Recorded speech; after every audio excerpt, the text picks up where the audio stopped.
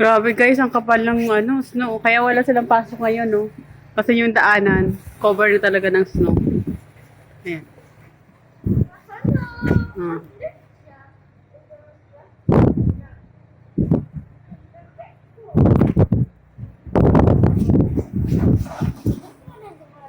Yung mga bata, sipag.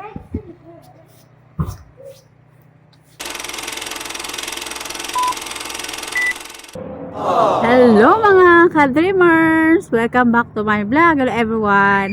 For today's video, share ko lang sa inyo yung top 10 school caregiver na accredited po ng TESDA sa Bulacan. Kaya ito po yung 10 guys. I-take down note nyo na kung saan kayo malapit ay doon na po kayo mag-inquire kung kayo po ay interesado na mag-take po ng caregiving course dyan sa Bulacan. For school guys, Asian College of Science and Technology Foundation Incorporated, located at Santa Maria, Bulacan, JM Square Building, Poblacion, Santa Maria, Bulacan. Telephone number 044-6413-499.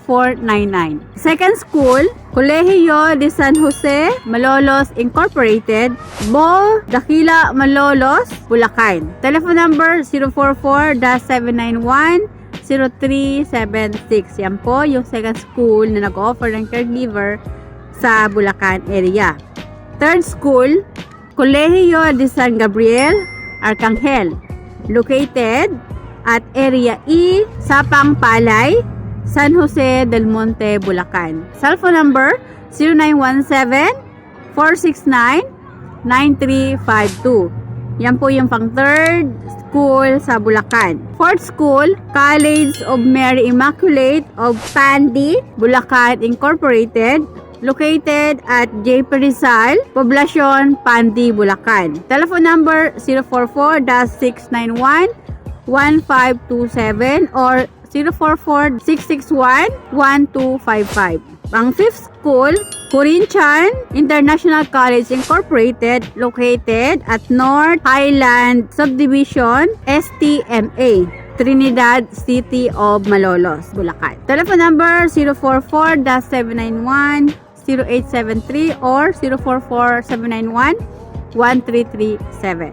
Pang sixth school, Divine College of Malolos City Incorporated or formerly Divine Arts Science Computer College Incorporated, located at Barosoin, Malolos, Bulacan. Telephone number 044-662-7326. Seventh school, Fernandez College of Arts and Technology, located at Hill Carlos Street, Baliwag, Bulacan. Telephone number 044-673-1876. Yan po yung pang 7th school.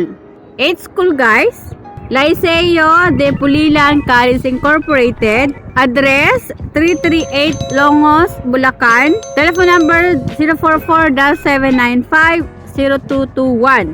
Yan po yung pang 8th school na nag-offer po ng caregiving course sa Bulacan. 9th school, Maraceli Institute of Technology Incorporated, address Lot 1263B 10, Barangay Tuktukan, Giginto, Bulacan. Yan po ang address. Telephone number 044-794-4629. Pang 10th school, Mariang College o Baliwag Incorporated, located at Poblacion, Baliwag, Bulacan. Telephone number 044-673-5275. Yan po yung top 10 school na nag-offer po ng caregiving course sa Bulacan na accredited po ng TESDA. Ulitin ko guys, yung mga school, Asian College of Science and Technology Foundations Incorporated. Second, Colegio de San Jose, Malolos Incorporated. Third, Colegio de San Gabriel, Arcangel. Fourth, College of Mary Immaculate of Pandi, Bulacan Incorporated. Fifth, Corinthian International College Incorporated. Sixth, Divine College of Malolos City. Seventh, Fernandez College of Arts and Technology. Eighth, Liceo de Pulilan College Incorporated. 9, Maraceli Institute of Technology Incorporated, and the last one, Mariang College of Baliwag Incorporated. So, yan po yung top 10 school na nag-offer po ng caregiving course sa Bulacan. Ano mga documents yung dapat na yung i-ready, guys? I-ready nyo lang mga simple documents lang like birth certificate, kung married po kayo, marriage certificate, bring 2x2 pictures, kung high school graduate kayo, high school diploma dalhin nyo, and then for 137, kung college naman po kayo, ay dalhin nyo po yung certificate or diploma nyo sa college at saka transcript of record nyo. Yan po ang mga basic na requirements ng TESDA kung kayo po ay gusto mag-take ng caregiving course sa area nyo sa Bulacan. Ang kagandahan, guys, kapag meron po kayong NC2 o meron kayong caregiving NC2 certificate, ay pwede po kayo makapag-abroad without experience. Like po sa Japan, nag-accept po sila ng NC2 lang. Sa abroad din po, kung kayo po ay meron pong caregiving NC2, ay pwede po kayo ma-hire. Sa Hong Kong naman, meron po silang ginawang agreement na mag-hire sila ng caregiver na hindi na po kailangan na may mga experience. Basta qualified po at dumaan po sa TESDA, ay i-hire na po nila. So, yan po ang kagandahan, guys, kasi nga ay pwede na kayo makapag-abroad kahit wala pa po kayo experience. Plus na lang yan kung may mga experience kayo at pwede kayong makarating sa ibang bansa like po dito sa Canada. Dito po sa Canada ay kahit po kayo ay may caregiving NC2 certificate ay kailangan nyo din po na proof na kayo po ay may experience sa pag-aalaga ng matanda or bata. Kailangan nyo pong patunayan na kayo po ay karapat-dapat na maging caregiver dito sa Canada. Experience po is a must dito sa Canada. At payo ko lang, guys, huwag kayong gagawa o huwag kayong mag-isip na gumamit ng fake documents, lalo na po kung kayo ay nagbabalak kung pupunta dito sa Canada, especially po yung caregiving NC2.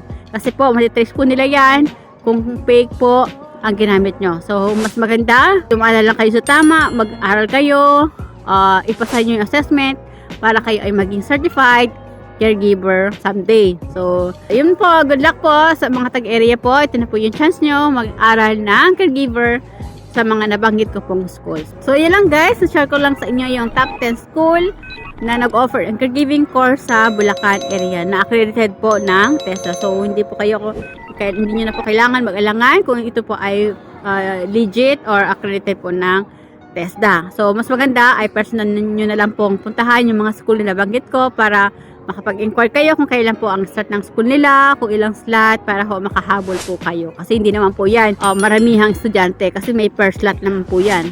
Like sa PWU po, nung time namin ay nasa 15 lang kami. Mga ganyan din po yan, guys, hindi yan po mag-accept ng maraming estudyante. Kasi hindi naman po yung parang sa mga school na punuan yung classrooms. Hindi po ganyan. Depende po sa training center.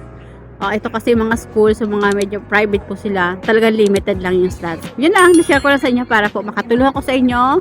Makapag-take din po kayo ng caregiving course at maging certified caregiver kayo, lalo na po kung kayo po ay nangarap na makarating po dito sa Canada. So yun lang, guys. So guys, if you find my video helpful, please subscribe naman po and do like and share na rin po. Kung nagustuhan niyo po yung mga video ko at nakakatulong po sa inyo, please click naman po yung bell notification para ma-notify po kayo sa mga bago kong video. So good luck po. Thank you for watching. Bye. God bless us all.